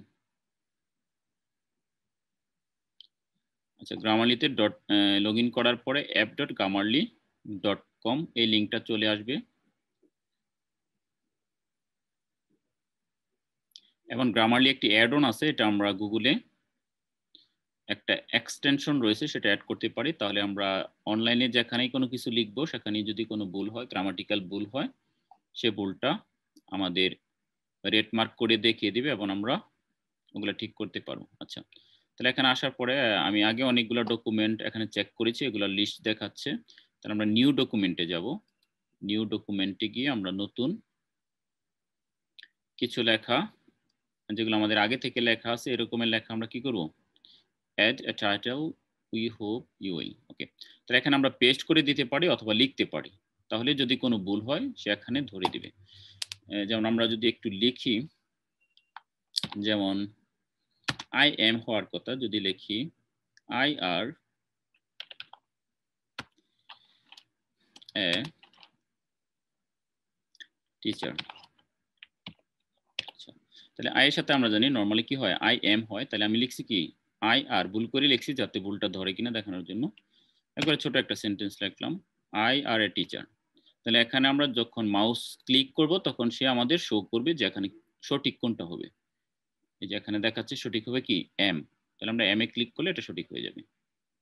এরকম অনেক বড় আর্টিকেল আপনি এখানে পেস্ট করতে পারেন, যত ভুলগুলা পায়, গ্রামার অর্থাৎ রাইট ফর্ম ভার্বের ভুল, আর্টিকেলের ভুল, তারপরে হচ্ছে প্রিপোজিশনের ভুল, এবং হচ্ছে পাঞ্চুয়েশন মার্কের ভুল। এই ভুলগুলা এখান থেকে খুব সহজে, যেটা আপনি ম্যানুয়ালি চেক করে চোখে পড়বে না, এখান থেকে সহজে কি করে নিতে পারেন, চেক করে নিতে পারবেন। আচ্ছা, যেমন আমরা একটা রাইট ফর্ম ভার্বের ভুল দেখি, হি ড্রাইভস এ কার, DRIVES, এস হওয়ার কথা, আমরা এস দিলাম না, এ কার, স্টপ। দেখেন তাহলে এখানে ড্রাইভ কি ধরছে, ভুল ধরছে, present indefinite verb, subject third person singular, so we have to use s or es after the verb, but here we see s is missing, so it is wrong, and grammarly এটা দেখাচ্ছে যে এটা wrong, red mark দিয়ে দিয়েছে, এবং the right form is drives, so we have to click drives, then it will be correct। তাহলে এভাবে আমরা কি করতে পারি, বিভিন্ন ভুলগুলা গ্রামারলি দিয়ে কারেকশন করতে পারি। আমরা যখন লেখা কমপ্লিট করব এখানে শুধু পেস্ট করব এবং এইভাবে যে ভুলগুলো ধরবে এগুলো আমরা ঠিক করে নিব। আচ্ছা, তারপরে আমরা একটু আগাচ্ছি। কপিরাইট বা ডুপ্লিকেট বা প্ল্যাগারিজম ফ্রি কন্টেন্ট আমাদের কি করতে হবে, ব্যবহার করতে হবে। আচ্ছা, এবার ধরেন আমরা কি করলাম, আমরা কিছু লিখলাম আর কিছু হচ্ছে অন্যের ওয়েবসাইট থেকে এভাবে কপি করে এনে দিয়ে দিলাম। ওকে, ধরে নিলাম এটা আমি অন্যের সাইট থেকে নিলাম, এর পাশাপাশি আমার কিছু লেখা আছে। এখন এগুলা আমরা চেক করব, তার জন্য একটা ফ্রি টুলস রয়েছে, যেটা হচ্ছে কি মন্দের ভালো আপনারা প্রফেশনাল কাজের জন্য ইউজ করবেন না, নর্মাল কাজের জন্য ইউজ করতে পারেন। এবং আপনি যখন মনে করবেন যে আপনি শিওর যে আপনি নিজ থেকে লিখেছেন, তখন আপনি এই টুলসটা ব্যবহার করতে পারেন। সেটা হচ্ছে স্মল এসইও টুলস। এটা সবাই একটু, আমি লিঙ্কটা দিয়ে দিচ্ছি আগেই। আচ্ছা, হ্যাঁ, কপি করে আগে লিঙ্কটা দিয়ে দিই আপনাদের চ্যাট বক্সে। স্মল এসি টুল, এখানে অনেকগুলো ফ্রি টুলস আছে যেগুলো আপনারা বিভিন্ন কাজের জন্য ইউজ করতে পারেন, তবে সবগুলোই ভালো কাজ করবে আমি এই আশ্বাস দিচ্ছি না, পারফেক্ট না আমার মতে। আচ্ছা, স্মল এসি টুল, এখানে copy and paste your text here to detect plagiarism content. তাহলে এখানে আমরা প্লেগারিজম আছে কিনা এগুলো চেক করব। এই টুলসটা আপনারা ঢুকে বিভিন্ন অপশন আছে এবং বিভিন্ন টুলস আছে, এগুলা দেখে দেখে ব্যবহার করার চেষ্টা করবেন। আচ্ছা, আমি কপি করলাম, অনলাইন থেকে হুবহুব একটা অংশ নিলাম এবং এখানে দেখব যে সে কি প্লেগারিজম ধরে কিনা আমরা চেক করার চেষ্টা করতেছি। তাহলে এখানে আমি পেস্ট করে দিলাম। এরপর একটু নিচে যাবেন, নিচে যাওয়ার পরে এখানে ক্লিক করবেন I am not a robot. আচ্ছা, এখানে কিছু ক্লিক করার কথা বলছে, ট্রাফিক লাইট। তাহলে আমরা দেখব কোথায় কোথায় ট্রাফিক লাইট আছে, এগুলোর মধ্যে ক্লিক করে দিলাম। ওকে, এখন আমরা দিয়ে দিব ভেরিফাই, ভেরিফাই ক্লিক করে দিব। ওকে, তাহলে টিক মার্ক উঠে গিয়েছে। এবার আমাদের কাজ কি? Check plagiarism, check grammar. Grammar আমরা গ্রামারলি দিয়ে করব, সেটাই বেস্ট। এখন আমরা চেক করব হচ্ছে প্লেগারিজম, এটা দিয়েও গ্রামার চেক করা যায়, আমরা করব না। তাহলে আমরা প্লেগারিজম চেক এখানে ক্লিক করে দিব। তারপর সে একটু সময় স্ক্রলিং করবে, ইন্টারনেট থেকে দেখার চেষ্টা করবে যে আমি কোথা থেকে কপি করেছি কিনা।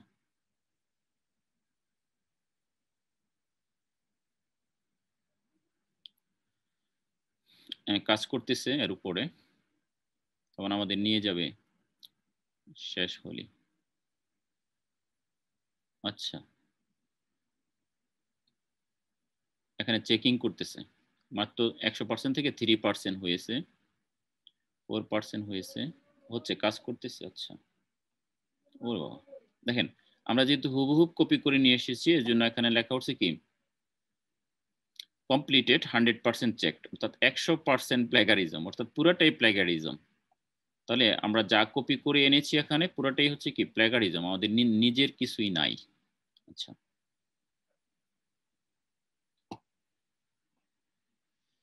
এক্ষেত্রে আমি আরেকটু ডিপে যাব, আমরা এটা একটু চেক করার জন্য। বাট আমি একটু লোডটা কমিয়ে নিতেছি, আমার অনেকগুলো ট্যাব অন করা আছে।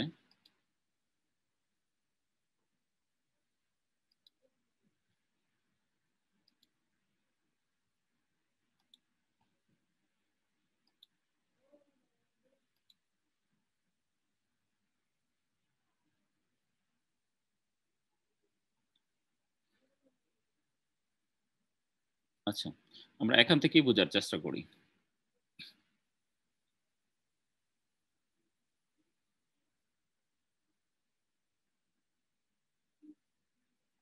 আমরা একটু নিচে যাই এবং আমাদের এটা হচ্ছে লেখা, আমরা আপনাদের বোঝানোর চেষ্টা করছি যে আমরা যদি অন্য কাউকে হুবহু ফলো করি একবারে, এটা তো পুরো 100%ই কি কপিরাইট।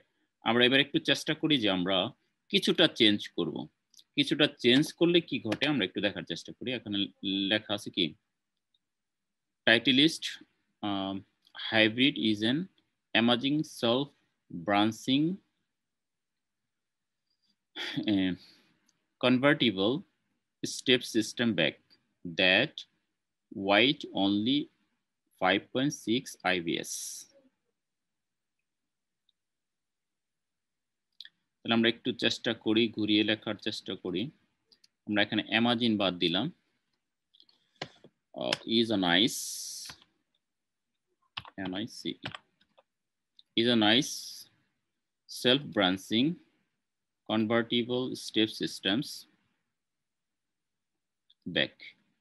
এখন আমরা ফুল স্টপ দিয়ে দিলাম, এই লাইনটা শেষ করে দিলাম।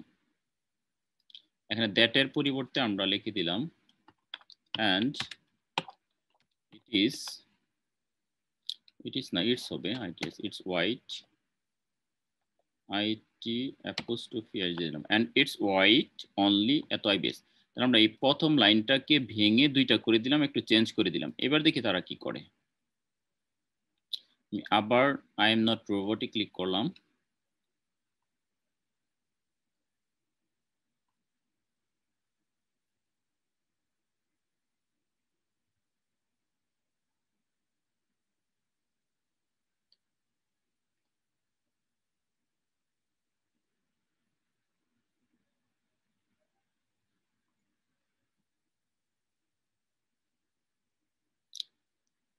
স্লোলি কাজ করতেছে সব স্মল SEO টুলস।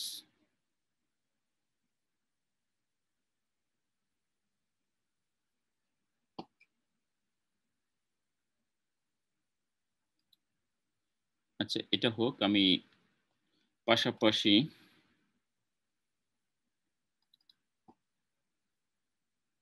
আরো কিছু কন্টেন্ট নিয়ে আসি।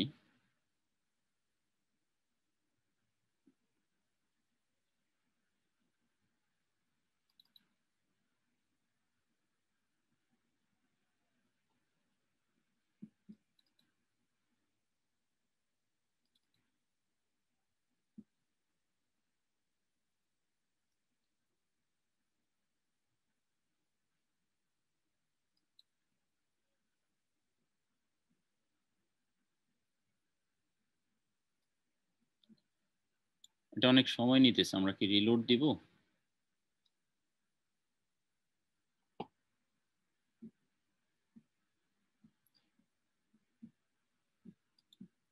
আচ্ছা আরেকবার রিলোড দিয়ে দেখি, এত সময় নিতেছে কেন?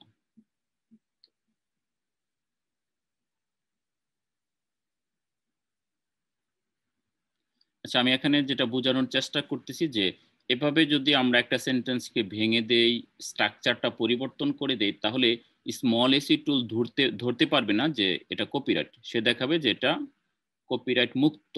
বাট এই পদ্ধতিটাও সঠিক নয়। যদি আপনি এভাবে করেন, অর্থাৎ যে লাইনগুলো আছে, যে সেন্টেন্সগুলো আছে, এগুলোকে যদি আপনি ভেঙে লিখেন, ঘুরিয়ে ফিরিয়ে রাখেন, শেষের ক্লজটা প্রথমে লেখেন, প্রথম ক্লজটা পরে লেখেন, সিম্পলকে কমপ্লেক্স করেন, কমপ্লেক্সকে কম্পাউন্ড করেন, কম্পাউন্ডকে সিম্পল করেন, এইভাবে যদি লেখেন, তাহলে স্মল এসইও টুলস দেখাবে যে 100% প্লেগারিজম ফ্রি, মানে কোনো কপিরাইট নাই। বাট এটাও ভুল পদ্ধতি। আপনি যখন পেড টুলস, যেটা ওয়ার্ল্ডের সবচেয়ে জনপ্রিয় copyscape.com, আপনি যখন copyscape দিয়ে চেক করবেন, তখন তাদেরকেও কপিরাইটে ধরবে। এজন্য আপনার উচিত হবে না যে অন্য কাউকে ফলো করে তারা যা লিখছে এটাকে আমি স্ট্রাকচারগুলো চেঞ্জ করে দেই, বা পরের ক্লজ আগে লিখি, আগের ক্লজ পরে লিখি, এভাবে লিখে তাদের আইডিয়াটাই আমি পুরোপুরি আমার কন্টেন্টের মধ্যে অ্যাপ্লাই করি। যদি সেটা করেন সেটা হবে বড় ভুল। এজন্য এই কাজটা কেউ করবেন না। তাহলে কি করবেন? তাহলে আমি আগেই বলছি যে আপনি যদি একটা টপিক্সের এই প্যারাটা হয়, আপনি এটা পড়বেন ভালো করে। পড়ার পরে আপনি বুঝবেন, আন্ডারস্ট্যান্ড করবেন এখানে কি, এখানে এবং আইডিয়া নেওয়ার চেষ্টা করবেন যে এখানে কোন বিষয়গুলো নিয়ে, কোন কোন কিওয়ার্ড নিয়ে। প্রত্যেকটা সেন্টেন্সে একটা মূল ওয়ার্ড থাকে যেটাকে কিওয়ার্ড বলা হয়। তখন ওই আইডিয়াটা নিয়ে আপনি যখন লিখবেন, এটা বাদ, এটার দিকে তাকাবেনও না।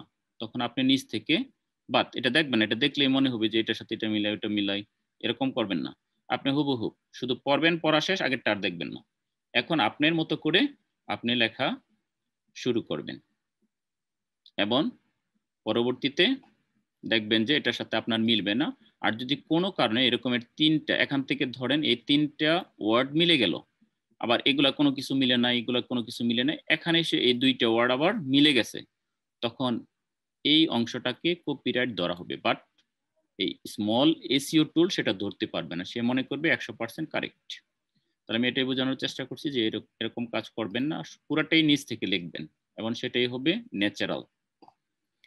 এবং এটা বোঝানোর জন্য আমরা এখন চলে যাব হচ্ছে copyscape.com। এটা পেড টুলস।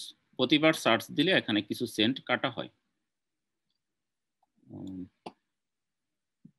তাহলে আমরা লগ ইন করি। আমাদের এখানে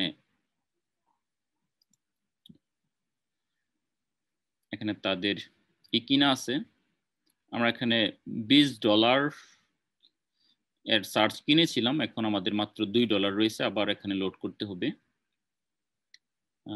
আমরা যেহেতু কন্টেন্ট রাইটিং এর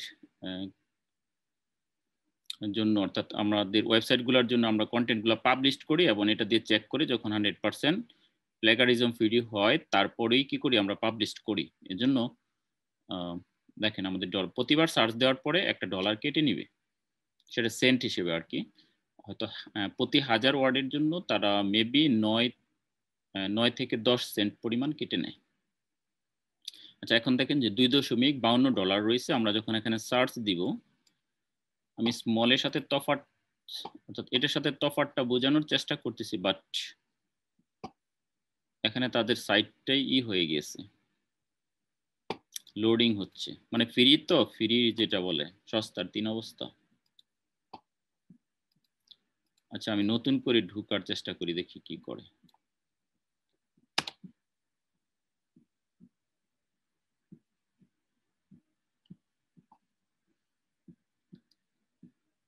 আচ্ছা, এবার ঢুকছি আমি স্মল এসইও টুল।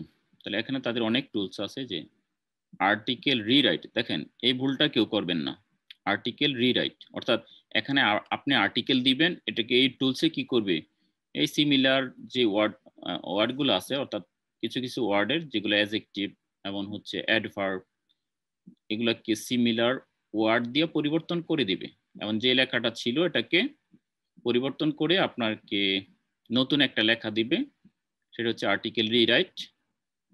এবং এই রিরাইট করে যদি কেউ পাবলিশ করেন তাহলে একবারে মহাভুল হয়ে যাবে, এটা কেউ করবেন না। যে plagiarism checker, grammar checker, spell checker, word counter, কয়টা ওয়ার্ড গুনতে পারবেন, এরকম তাদের অনেকগুলো সার্ভিস আছে, এগুলো ইউজ করতে পারেন। তবে আমি যেটা না করতেছি সেটা হচ্ছে, দুইটা করবেন না, একটা হচ্ছে যে আর্টিকেল রিরাইট করবেন না, এটা আপনার কোনো কাজে আসবে না, আপনার লস হবে। আর নাম্বার 2 হচ্ছে এটা দিয়ে প্লেগারিজম যদি চেক করেন সেটা আপনার জন্য ভুল হবে। আচ্ছা, আমি প্লেগারিজম চেকারে ক্লিক করলাম, এখানে কিছু অ্যাড আসছে, আমি অ্যাডগুলো কেটে দেই। ডাউনলোড না, আমি ডাউনলোড করতে চাচ্ছি না।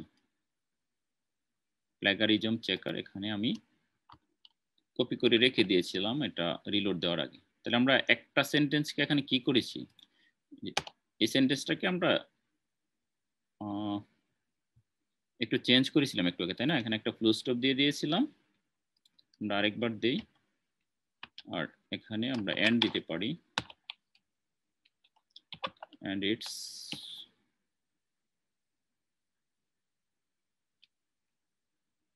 white, and it's white only এত IBS। এটাকে আমরা দুইটা সেন্টেন্স ভেঙে দিয়েছি যে বোঝার জন্য। আগে তো 100% কি প্লেগারিজম দেখাইছিল, যেহেতু আমরা হুবহু কপি করছিলাম।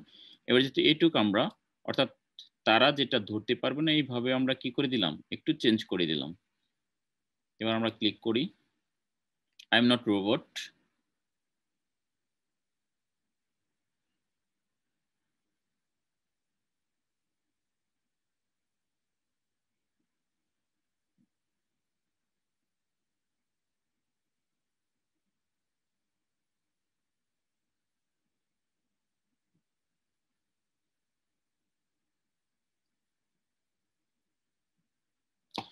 ওকে, এটা আমাদের প্রবলেম করতেছে। তাহলে আমরা এই কাজগুলো যেটা দিয়ে করব সেটা হচ্ছে কি দিয়ে করব, আমরা এই যখন প্রফেশনাল লিখব, যখন কোনো ক্লায়েন্ট অথবা বায়ার্সের জন্য লিখব, তখন আমরা কপি স্কেপ দিয়ে চেক করে দিতে হবে, অথবা বায়ার বা ক্লায়েন্টকে বলতে হবে যে তুমি কপি স্কেপ দিয়ে চেক করো, যদি কোনো কপি পাও তাহলে সেই অংশটা আমাকে পাঠিয়ে দাও, আমি আবার লিখে দিব, এভাবে বলতে পারেন। আচ্ছা, তাহলে মূলত এই কপি স্কেপের অংশটা আমরা আগামী ক্লাসে আছে, আমরা পরের ক্লাসে দেখব যে প্রুফ রিডিং, গ্রামার চেক এবং প্লেগারিজম চেক। তাহলে আমরা এই বিষয়টা ডিটেলস আগামী ক্লাসে দেখব। আজকে আমরা এই অংশটা শুধু আইডিয়া দিয়ে দিলাম। এরপরে আমাদের যে পয়েন্টগুলো রয়েছে, তারপর রয়েছে টেবল অফ কন্টেন্ট, অর্থাৎ এই আমাদের লেখার মধ্যে একটা অংশ থাকবে যেখানে একটা টেবল অফ কন্টেন্ট থাকবে, সেটা কেমন হয় আমরা একটু দেখার চেষ্টা করি। দেখেন এই যে এখানে এটা হচ্ছে table of content. Table of content অর্থাৎ আমার এই পুরো আর্টিকেলটা অনেক বড় আর্টিকেল, এর মধ্যে কি কি আছে আমরা এখান থেকে পরে যেটা আমাদের গুরুত্বপূর্ণ মনে হয় সেখানে চলে যেতে পারি একটা ক্লিক করে, সহজ একটি অপশন। ওকে, যেমন আমরা পড়তে চাচ্ছি এটা টাইটেলিস্ট হার্ডিক 14 গল্ফ ব্যাগ, এটার মধ্যে ক্লিক করলে আমার যে 2 নাম্বার পণ্য এটা আমাদের এই 2 নম্বরে নিয়ে যাবে। দেখেন 2 নম্বরে নিয়ে আসছে। ওকে, তাহলে এটা হচ্ছে টেবল অফ কন্টেন্ট। তাহলে এই ধরনের একটা টেবল অফ কন্টেন্ট আমাদের আর্টিকেলে থাকতে হবে। এটা আমরা বিভিন্ন প্লাগইন দিয়ে করতে পারি, আমরা যে এলিমেন্টর ব্যবহার করি সেটা দিয়ে করতে পারি। তারপরে এটার জন্য আলাদা প্লাগইন, শুধু এই টেবল অফ কন্টেন্ট প্লাগইন আছে, ওটাও ব্যবহার করতে পারি ওয়ার্ডপ্রেসের জন্য। বুলেট পয়েন্ট এটা আমরা অলরেডি দেখেছি, কালার পয়েন্টও দেখেছি, H1 হেডার ট্যাগ এটা নিয়ে আমরা কথা বলেছি, S2 এগুলো আমরা দেখেছি বিভিন্ন জায়গায়, যেমন বিভিন্ন প্রোডাক্টের ক্ষেত্রে আমরা দেখেছি যে এই প্রোডাক্টগুলো S2 তে দেওয়া, যেমন ফিচার এটা একটা S2, তারপরে থিংস উই লাইকড এটা একটা S2, তারপরে ফাইনাল ভার্ডিক্ট বা কনক্লুশন এগুলো কি S2, তারপরে 3 নাম্বার প্রোডাক্ট এগুলো S2, অর্থাৎ প্রত্যেকটা প্রোডাক্টই S2 এর মধ্যে ব্যবহার করে। তাহলে এই জায়গাগুলোতে আমাদের কিওয়ার্ড এবং সিমিলার কিওয়ার্ড ব্যবহার করার চেষ্টা করতে হবে। এখানে ব্যবহার করতেছে, আমরা যে আরো একটা সাইটে যাই, যেখানে 2 নম্বর প্রোডাক্ট সান মাউন্টেন C130 কার্ড ব্যাগ, তাহলে এগুলো হচ্ছে এইচ ট্যাগ। তাহলে এই ট্যাগগুলোর মধ্যে আমাদের কি করতে হবে, আমাদের কিওয়ার্ডগুলো ব্যবহার করতে হবে। S2 হেডার সেভারাল টাইমস, কয়েকবার। তাহলে এখানে 5টা পণ্যের জন্য 5 বার ব্যবহার করছে তারা, এবং 10টার ক্ষেত্রে 10 বার ব্যবহার করেছে। তাছাড়া ওই যে কনক্লুশন বা ফাইনাল ভার্ডিক্ট এগুলোর মধ্যে ব্যবহার করছি। বিভিন্ন সেকশনগুলো যেগুলো মেইন সেকশন এগুলোর মধ্যে আমরা S2 ট্যাগটা ব্যবহার করতে পারি, এবং ন্যাচারাল ভাবে যদি কিওয়ার্ড ব্যবহার করা যায় সেটাও করতে পারি। পাশাপাশি S3 S4 যেগুলো আর ভিতরে যেগুলো রয়েছে আমরা যদি একটু দেখি, যেমন দেখেন এটা হচ্ছে S2 ট্যাগ, এর ভিতরে রয়েছে কি প্রোজ কনস। প্রোজ মানে প্রনস যেগুলো ভালো দিক মন্দ দিক, মেরিট ডিমেরিট। তাহলে দেখেন এটা যদি S2 হয় তাহলে এটা হচ্ছে S3, এটা হচ্ছে S3। তাহলে এগুলো আমরা ব্যবহার করতে পারি যদি সম্ভব হয়, যেমন এটাও S3 এর ভিতরে রয়েছে, আমরা এগুলোর মধ্যেও কি ব্যবহার করতে পারি, আমরা যদি কিওয়ার্ড সম্ভব হয় ব্যবহার করতে পারি। বাটন কালার, এবার বাটন কালার দেখি আমরা এখানে কি বাটন ব্যবহার করেছে তারা, এই যে ভিউ অন অ্যামাজন। তাহলে একটা দেখেন এই বাটনের দিকে তাকালে যে অ্যামাজন কথাটা সুন্দর স্পষ্ট আমরা দেখতে পাচ্ছি। এরকম বাটনের কালার দিকে আমাদের ওয়েবসাইটের সাথে মিল রেখে দিতে হবে। সাইডের একটা কালার থাকে, ওই কালারের সাথে মিল রেখে আমাদের বাটন কালারগুলো দেখেন, বাটনগুলো খুব স্পষ্ট বোঝা যাচ্ছে যে এখানে ক্লিক করলে আমরা কোথাও যেতে পারবো। এরকম বাটন কালারের দিকে আমাদের খেয়াল রাখতে হবে। আমরা আরেকটা সাইডে গেলাম যে বাই নাও বাটন, এখানে আরেকটা রয়েছে চেক লেটেস্ট প্রাইস, দেখেন লেখাগুলো স্পষ্ট বোঝা যাচ্ছে। তাহলে এই বাটনের কালারের দিকে আমাদের মনোযোগ দিতে হবে যাতে লোকজন বুঝতে পারে কোথায় ক্লিক করতে হবে। বাটনের টেক্সট এটা আমরা একই সাথে দেখে ফেললাম। তারপর রয়েছে কনক্লুশন, অর্থাৎ আমরা এই কনক্লুশন গুলা লিখতে পারি একবারে লাস্টে, তো আমাদের লিখতে হবে প্রোডাক্টের যে একবার ফাইনাল লাস্ট সব শেষে আমরা একটা লিখতে পারি, এবং প্রত্যেকটা প্রোডাক্টের শেষে একবার লিখতে পারি। দেখেন ফাইনাল থট, আবার কেউ ব্যবহার করে কি ফাইনাল ভার্ডিক্ট, আবার কেউ ব্যবহার করে কি কনক্লুশন। তাহলে এইভাবে আমরা এগুলো ব্যবহার করতে পারি। এই অংশটা প্রত্যেকটা আর্টিকেলের শেষে ব্যবহার করতে হবে, এবং এই যে শেষ পার্ট এখানেও আমাদের কিওয়ার্ডটা ব্যবহার করতে হবে। যে কিওয়ার্ডটা যেমন এখানে হচ্ছে বেস্ট গল্ফ ব্যাগ, যদি এটা আমাদের কিওয়ার্ড হয় এটা এখানে আমাদের কি করতে হবে, ব্যবহার করতে হবে। তারপরে টাইটেল ট্যাগ, এগুলো ইমেজের ক্ষেত্রে আমরা title tag, alter tag, image tag, অর্থাৎ যতগুলো ইমেজ ব্যবহার করবো এই প্রত্যেকটা ইমেজের জন্য আমরা কি করব, ওই ইমেজ রিলেটেড কিছু কিওয়ার্ড কিছু ট্যাগ আমরা ব্যবহার করব। যেমন এই ইমেজগুলোর এগেইনস্টে আমরা কি একটা নাম ব্যবহার করব, এই নামটা হতে পারে যে আমাদের প্রোডাক্ট এই সম্বন্ধে, আমরা এই নামটাই এই ব্যাগের এগেইনস্টে দিয়ে দিতে পারি টাইটেলে। তাহলে আমরা এই ট্যাগগুলো ব্যবহার করব। আচ্ছা, তাহলে আমাদের আজকের যে মূল ক্লাস ছিল আমরা সবগুলা বিষয় এখানে অনেকগুলো পয়েন্ট প্রায় 27 পয়েন্ট নিয়ে আলোচনা করেছি, যেগুলো আমরা আমাদের আর্টিকেলের ভিতরে রাখতে পারি। তো মেইনলি আমরা পিলার বা মানি আর্টিকেল নিয়ে আলোচনা করেছি, তবে সকল প্রোডাক্টের ক্ষেত্রে আমাদের এই পয়েন্টগুলো মাথায় রাখতে হবে। সেক্ষেত্রে আপনারা জানেন যে সিঙ্গেল প্রোডাক্টটা কেমন হয়, সেক্ষেত্রে শুধু আমাদের একটা প্রোডাক্ট হবে। ইনফরমেটিভের ক্ষেত্রে কি হবে, আমরা শুধু তাদেরকে ইনফরমেশন দিব, আর এই ইনফরমেশন দিতে গিয়ে এগুলো যতটা সম্ভব ব্যবহার করা আমরা এগুলো করব।